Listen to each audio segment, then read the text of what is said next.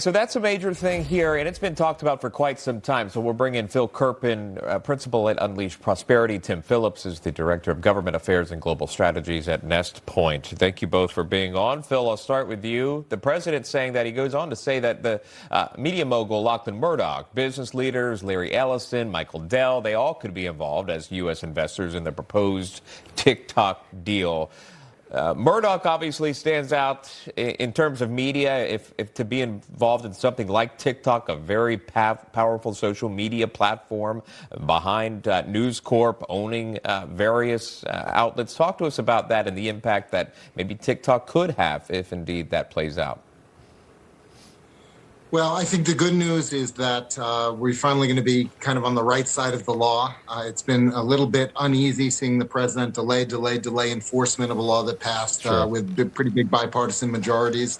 And it's taken much longer to do these negotiations than I think it should have. And as I said, the president had to kind of bend the law to get here. But I think that this deal could be very, very positive. It allows TikTok to continue operating, but not under control of the Chinese Communist Party, where it's going to be domestically owned and controlled. And it looks like they put together a consortium of a lot of very effective people. I think that this is probably going to be a very favorable deal. The only issue, I think, from a practical standpoint is it looks like the U.S. TikTok is now going to be separate from global TikTok. And so people who are trying to appeal to a global audience are going to have to post in two different places. There are going to be some logistical challenges with that. But the main goal of the Trump administration was keep TikTok up and running so the millions of people who use it can continue to enjoy it and make sure that the data is not all flowing to China. And it looks like they've accomplished it. Yeah, so Axios has a little bit more details. Oracle would retrain the algorithm to protect U.S. user data, and then also folks don't actually need to re-download the app if you've already got it on your phone.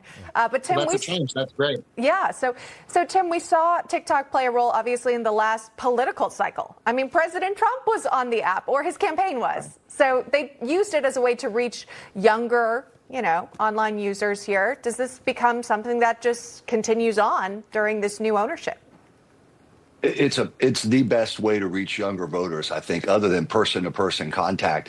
And it's crucial that the algorithm, what people are seeing, and all the data collected by TikTok on the tens of millions of users, it's important that not just go right back to the Chinese Communist government. So this is an important deal to get done for the national security of the United States.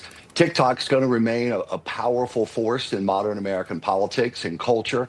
And we're competing on the right very effectively because we have more authentic users rather than just some top-down approach that the left uses. And candidly, we've got a better message. Freedom and prosperity sells. All right. We appreciate that. Joining us, Phil Kirpin and Tim Phillips. Thank you both, gentlemen. Good to see you. Thanks. Well, President Trump encouraging Attorney General Pam Bondi to take action against a number of his political